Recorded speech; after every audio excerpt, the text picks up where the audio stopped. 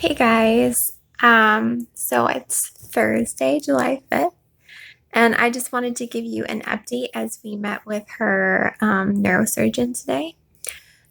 So it sounds like the neurosurgeon is pretty much on the same page that he was when we initially talked to him several weeks ago. The MRI scans that she had done 2 weeks ago show that there is a blockage in throughout her spinal cord from where the cyst is all the way to the base of her neck. This is called syngramyelia. Their black specks indicate that there's probably death of nerves, which is why we're seeing so many symptoms in terms of her walking and toileting needs and strength in her hands and so on. So the plan as of right now, we are trying an experimental surgery for her.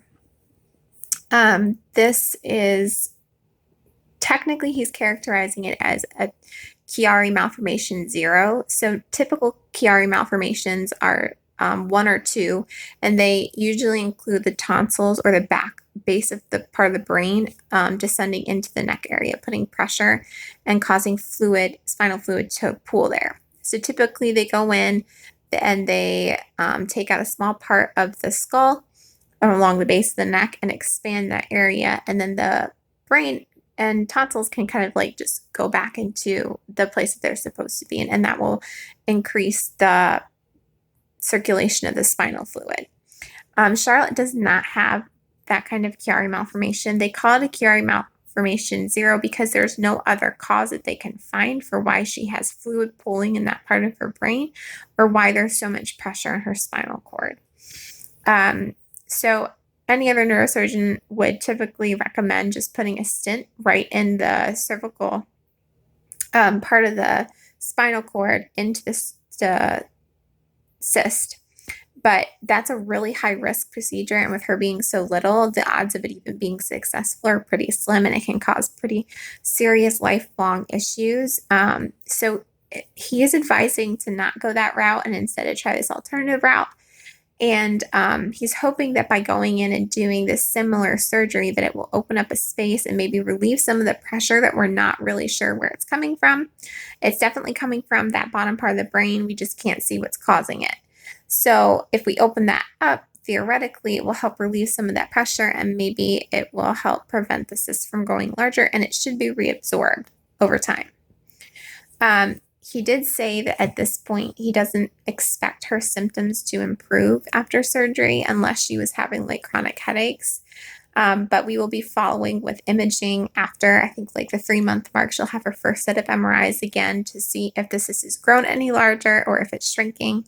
There's a small chance that it might have already started shrinking at that point if the surgery was successful. But it may take a couple years before we start to see the cyst reabsorb into the spinal cord. But at least we want to keep checking to make sure that the cyst isn't growing any larger. If it is growing larger, then we are going to kind of be forced to do the stent or shunt, whatever they put in the spinal cord to drain that cyst. And they would have to leave it there because we don't know what's causing it to grow at that point. So as of today, she is also wearing a collar or a neck brace to help relieve some of the pressure and pain that she's having in her neck, and also to help support her neck more with the cyst. And it's supposed to help relieve some of the pain symptoms that she's experiencing neurologically. So this is kind of like a we'll wait and see. She's doing pretty well with it so far. Another pretty serious issue that we've been seeing in her is a very rapid decline in cognitive functions in terms of like memory. She's getting really confused about things, keeps forgetting where she is. Her speech is regressing really quickly, so we're having a hard time understanding what she's saying, or and she's getting words mixed up and using them in places and sentences where it doesn't make sense or doesn't apply. And she's pretty like becoming pretty self-conscious about it. But we're just trying to encourage her and remind her that, even though this is really hard, that Jesus is walking this with her as much as he is with mom and dad, and that, we're scared too, but we're all going to just be here for each other through this process with her. The recovery process, it sounds like she'll be in the hospital for 4 days at the very best. Um, be, if she struggles a little bit, it might be a little bit longer, but we should be home within a week. And then once we are home, she's not on bed rest, but she's not really allowed to do anything. She can go for a short walk during the day, but he doesn't want her doing stairs, no biking, running, jumping, anything else in terms of gross motor. Some arm movements are okay, but he just really wants her to rest for that month or so following. And then she'll be completely restricted from any kind of like swimming and water activities for a while after. I think 3 months is like his mark. So we are looking at quite a long recovery process for her, and we're going to be trying to brainstorm to come up with some things that we can do to keep her entertained and just sedentary while she recovers. She's probably going to be in a lot of pain, so I don't expect that to really be too much of a problem, but nevertheless. So we don't have a date yet, but it sounds like we should have a date in the next 3 days at the very latest. And it sounds like he wants to do it quickly, but we're trying to fit in with a schedule. This doctor that's working with her only does surgeries 2 days a week. So we have to kind of get squeezed in there. And when they go in and do the procedure, she is estimated to be under anesthesia for, I think they said 7 hours. They're going to do an MRI first. So they have a baseline before they take her in, and then they are going to do the surgery, which they estimate to last for about 4 hours. Although it might be a little bit longer just because they're doing some additional things in the surgery that they don't normally do for the Chiari malformation, only because of the significance of the cyst that she has. So they will be taking out different parts of the membrane around the brain and a ring of tissue at the base of the neck. So it'll be a little bit more extensive than what they would normally do in a Chiari malformation. The surgery procedure is called Chiari decompression. So that is what we are trying. Right now, I think we're feeling a little bit sad. Just every day we're noticing more and more of Charlotte's kind of just disappearing. Her normal is disappearing. It's really hard to see her in the collar, and she's starting to seem to have some issues swallowing, and she's drooling a lot, and she's back in pull-ups. Like, it just, in the last few weeks, there's been a lot of really big changes for her physically and cognitively. So I think as parents, like, it's just really shocking and hard to see, especially with it being such a quick change. We really don't know what to expect even after the surgery in terms of like if any of these symptoms are going to get better or not. So it's definitely a really emotional moment for us right now, just like trying to cope with accepting like that this could be her life. And of course, like, we love her and we just want her to be taken care of and happy. And it's really hard to see her at this point where she's having to work through emotionally, like going into surgery and just not really understanding why she's in so much pain and things aren't working right.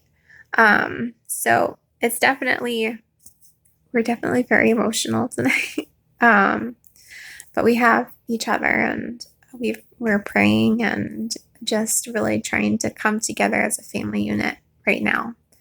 My parents are coming up this weekend, so I think that'll be a nice distraction right now while we wait to hear for a date for surgery. And it sounds like both of our moms will be here when she has her surgery. So that'll be nice because we'll have some help with Evelyn in addition to our church helping out. So anyway, please keep us in prayer, especially the emotional, spiritual side of this, because it is very hard to see your child just regressing so quickly and not knowing if she's going to get better. I feel pretty confident in the surgeon and their team, but obviously please pray over them as they work on her, and that God would just be with them in this whole situation. And then pray for Charlotte, just for peace in her heart, that God would just like cover her right now with everything that's going on. Because I mean, this is pretty heavy stuff, guys. Like, this is heavy stuff. So I do want to post a video of her and just kind of let you guys see kind of what some of the parts of her days look like, and so you can kind of get a feel for where she is. She's so funny. She is an incredible gift of making light, heavy situations. So even when she starts to freak out, we can usually get her to come around just by making up something totally ridiculous and laughing at it. And she's just the funniest kid. So, of all the kids for this to happen to, I think Charlotte is one of the best because she is just so resilient and she is so strong, and she can just find the good in really kind of not so great situations. So, all that to say, that's where we are today. As soon as we have a date, we'll let you guys know. And as we have needs, we'll let you know as well. I imagine we're probably going to need some help with food and maybe like grocery shopping and stuff as we get closer to the surgery and stuff. But anyway, we hope that you guys have a great night, and we love you guys, and we thank you for your prayer and for all of your questions and the ways that you're reaching out to support us. So I'll just say good night.